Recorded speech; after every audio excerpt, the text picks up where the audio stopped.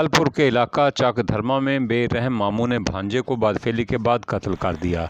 याद रहे कि 10 रोज़ कबल चुरस्ता मियाँ खां की हदूद में नवाही गांव धर्मा में एक 6 साला बच्चे सैफुल्लाह को अगवा कर लिया गया और बाद अज़ां कत्ल कर दिया, जो कि पुलिस के लिए एक मुहिमा बन गया था।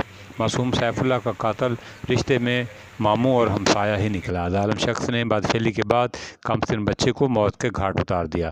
पुलिस ने मुल्ज़म इरफान को गिरफ्तार कर लिया, जो बच्चे का मामू है। DPO उकाड़ा उमर सईद मलिक ने आज DSP ऑफिस दीपालपुर में एक प्रेस कॉन्फ्रेंस में ये इंकशाफ किया है कि मुल्ज़म ने इतराफ़ जुर्म करते हुए बताया कि बच्चे को अपने घर में बदफेली के बाद कत्ल किया और लाश को 2 रातें तूड़ी के गोदाम में रखने के बाद जोहड़ के करीब फेंक दिया। DPO उकाड़ा की जानिब से मुल्ज़म को गिरफ्तार करने पर पुलिस टीम को शाबाश दी गई है और 1.5 लाख रुपए नकद इनामात और तरीफ़ी सर्टिफिकेट देने का ऐलान भी किया गया है।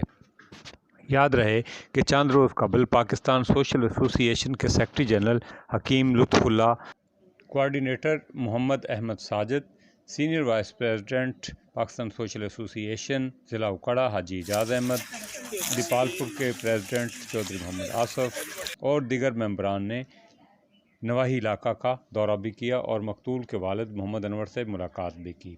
कत्ल की इस वारदात के ट्रेस होने पर पाकिस्तान सोशल एसोसिएशन के secretary general Hakeem Lutfullah, coordinator Mohammad Ahmed Sajid ने पुलिस पार्टी के लिए तारीफ़ी असनाद और मेडल देने का ऐलान भी किया है और पुलिस की इस कार्रवाई को अप्रिशिएट किया है।